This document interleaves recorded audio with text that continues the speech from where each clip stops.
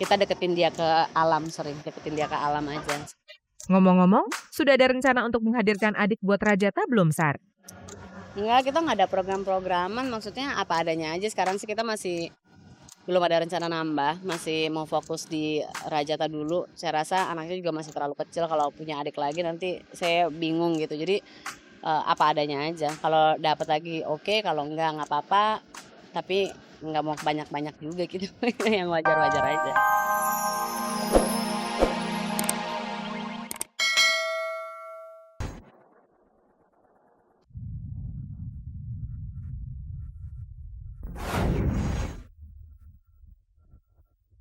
Apa kabar pemirsa? Kabar-kabar sensasi hadir di hadapan Anda saat ini bersama saya Farisa Kamelia.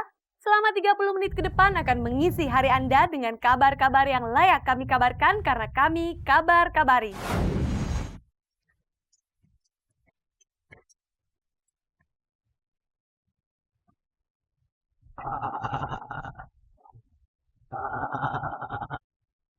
Kebersamaan Annisa Trihapsari dan Sultan Djorghi mungkin sudah tidak lagi menjadi pemandangan yang langka. Namun pasangan ini tidak pernah memberi jawaban pasti jika ditanya mengenai kisah di balik kebersamaan ini. Beginilah biasanya Annisa dan Sultan beralasan. Kita nggak ngeles-ngeles kok, kita juga nggak mau munafik, bilang nggak, ternyata iya. Cuman saya mungkin saya minta maaf banget di sini, nggak mau terlalu ngomong banyak ya, karena saya juga nggak tahu. Sultan juga nggak tahu. Mungkin kita ngomong iya kita pacaran, terus apa? Terus solusinya apa? Nggak ada juga kan? Gitu kan? Mendingan nanti kalau udah jelas, sudah oke dengan siapa saya, dengan siapa Sultan, atau mungkin insya Allah emang kita berdua emang pacaran, kan juga teman-teman pasti diundang, teman-teman juga pasti tahu gitu loh. Biar bagaimanapun teman-teman yang membesarkan nama saya dan Sultan. Namun yang sedikit berbeda dari kebersamaan mereka Sabtu siang lalu, Annisa dan Sultan nyaris berpakaian kompak sama-sama bernuansa hijau. Tidak hanya itu, Annisa dan Sultan pun tampak mengenakan cincin yang nyaris serupa di jari masing-masing. Saat pertanyaan beralih ke cincin emas putih dengan lapisan berlian itu, Annisa dan Sultan nyaris kompak menyembunyikan pemanis jari itu. Ada makna berartikah di dalam ikatan cincin yang kalian kenakan itu? Ini ulang tahun saya yang ke-28.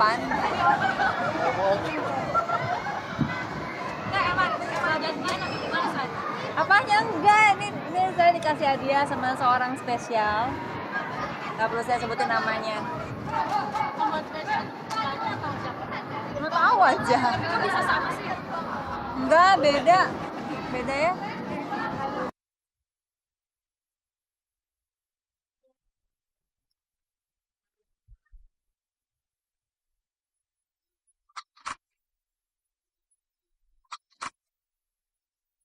Pemirsa, ingin tahu cerita Sarah Sechan tentang kebersamaannya dengan anak sematawayangnya? Tentunya ia mempunyai kiat khusus untuk berkarir, namun tanpa meninggalkan tanggung jawabnya untuk merawat anak.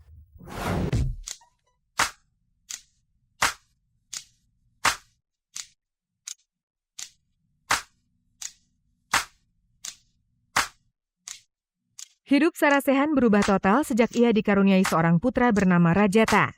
Tidak ada lagi karir yang dilakoninya pontang-panting, apalagi kehidupan malam yang akrab dengan dunia selebritis. Untuk mantan VJ MTV itu, semuanya tinggallah masa lalu. Kegiatan yang paling banyak menyita waktu Sarah Sechan saat ini adalah memperhatikan perkembangan si buah hati sepanjang waktu. Bagi Sarah, perubahan dan perkembangan Rajata adalah hal yang istimewa yang tidak ingin ia lewatkan begitu saja. Makanya ia rela melepas pekerjaannya demi sang buah hati. Iya, itu prioritas utama sih memang itu gitu.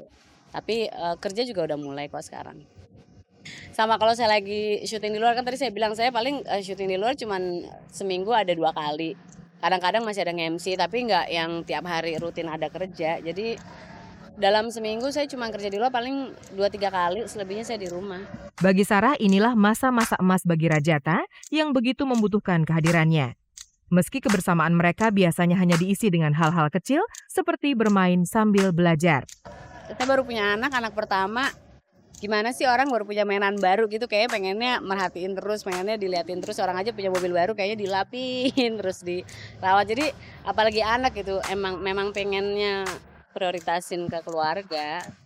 Semuanya menarik soalnya anak pertama terus masih masih tumbuh-tumbuh, maksudnya masih kecil ya, sekarang baru 19 bulan. Jadi setiap hari menarik.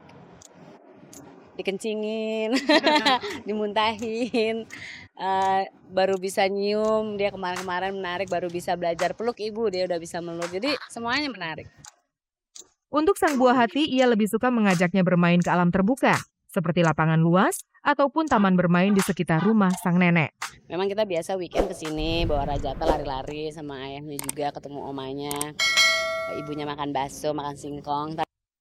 Yang ini memang sedikit sulit, mengingat semakin menghilangnya sarana bermain dan lapangan luas di kota Jakarta ini. Untuk menyiasatinya, Sarah dan Emir Hakim sang suami biasanya menyempatkan diri untuk mengajak Rajata keluar kota. Senang ketemu omanya sama di Jakarta tuh kan kita kekurangan taman ya untuk anak-anak lari-lari. Kalau kesini kan dia bisa sering ke pantai, ke Anyer, Pelabuhan Ratu juga kadang-kadang pergi. Yang paling sering ia hindari adalah mengajak putranya itu bermain-main di pusat perbelanjaan.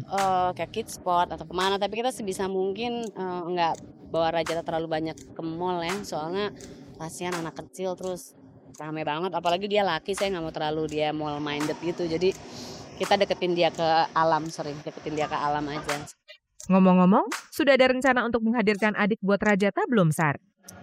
Enggak, kita nggak ada program-programan, maksudnya apa adanya aja. Sekarang sih kita masih belum ada rencana nambah, masih mau fokus di Rajata dulu. Saya rasa anaknya juga masih terlalu kecil, kalau punya adik lagi nanti saya bingung gitu. Jadi apa adanya aja. Kalau dapat lagi oke, kalau enggak apa-apa.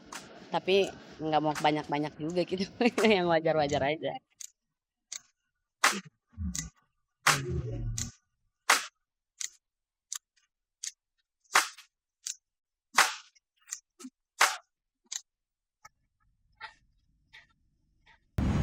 Catherine Wilson mempunyai cara khusus untuk menjaga kerampingan badannya.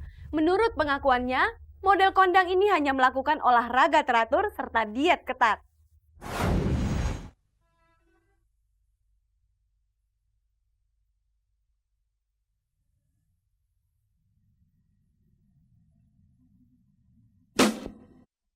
Yeah.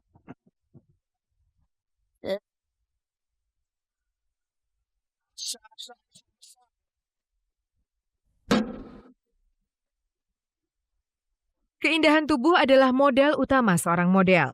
Untuk keindahan tubuhnya, para model yang diharuskan berbobot ideal ini rela melakukan apa saja, termasuk melakukan pembentukan tubuh dengan jalan medis. Tapi jangan harap Catherine Wilson mau melakukannya. Badannya yang indah ini, kata Catherine, ia bentuk dengan cara alami, olahraga, dan mengatur pola makan. Bisa dibilang ia salah satu model berbadan ideal yang anti obat-obatan apalagi suntik dan sedot lemak.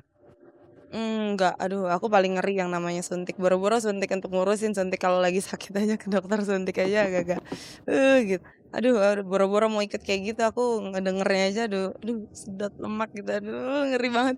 Kayak masuk ke ruangan itunya aja udah sangat mengerikan. Jadi dan itu aku pernah nonton di TV luar, dan itu juga harus dikontrol juga. Jadi kayak misalnya habis sedot lemak ya harus kitanya harus kontrol, harus olahraga, kalau enggak makan lagi balik lagi gitu. Kalau timbangannya sudah melebihi batas ideal, Catherine pasti uring-uringan. Tapi tetap saja ia ogah menempuh cara instan. Enggak. Aku sih udah paling bener olahraga lah ya, paling natural. Lari, terus aku ikut kelas sepeda spinning itu 45 menit. Terus ya paling lari, terus angkat beban juga, sempat sewa nge-hire personal trainer. Selain berolahraga keras, biasanya Catherine akan berpuasa makan malam. Biasanya kan malam-malam suka lapar lagi ya. Kalau lagi gemuk ya makannya buah aja. Kalau lagi ngerasa aduh kayaknya gue nggak apa-apa nih, kurus-kurus aja makan gitu. Jadi kalau aku bilang sih ya paling makannya aja dijaga sama olahraga aja. Agar lebih efektif, paling-paling ia mengkonsumsi jamu-jamuan. Sama minum slimming tea. Enggak, bener loh. Itu kan bagus buat ngancurin lemak-lemak. Enggak loh, nggak iklan. Tapi siapa bilang tubuh langsing ala Twiggy milik seorang model itu selalu mendatangkan keuntungan. Gara-gara tubuh super langsingnya, Catherine justru pernah kehilangan pekerjaan besar. Ia batal menjadi ikon sebuah brand besar asal Italia. Iya, ternyata malah kekurusan waktu itu. Karena Gas kan emang ya nggak kurus-kurus banget ya waktu itu ya, aku paling nggak ngurusin sih sebetulnya olahraganya aja diperbanyak.